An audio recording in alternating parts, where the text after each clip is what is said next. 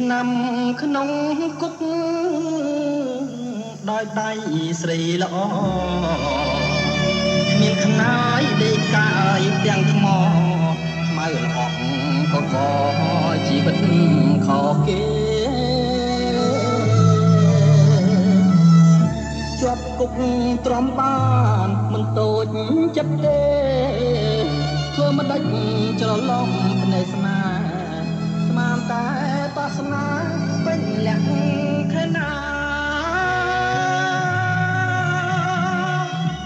តែបើដឹង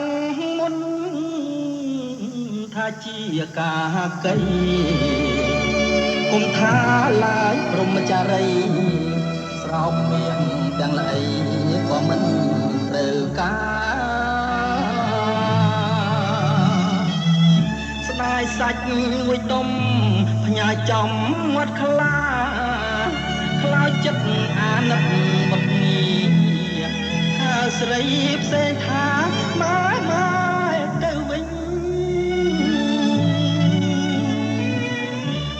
ម្ដាយបង្កើតចិត្តឆាតចោលកូនលោកនាងគឺមានតែអូនហ៊ានបំភ្លេចកូនឲ្យយំក្តែងក្តែងដោះអូនដែលកូនធ្លាប់ទៅបន្លាចប្រឡាំងម្រាមដៃប្រុសផ្សេងគេច្របាច់លេងជាលបែងស្នេហា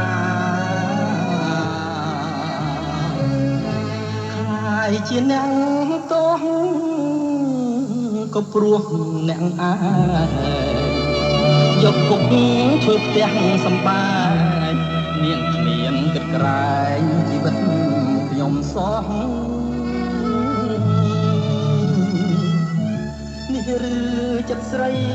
អប្រិយទុរិយយគេឈ្មោះស្អុយរលួយងំកូនពេញក្រមុំចង់លក់ដូចសត្វ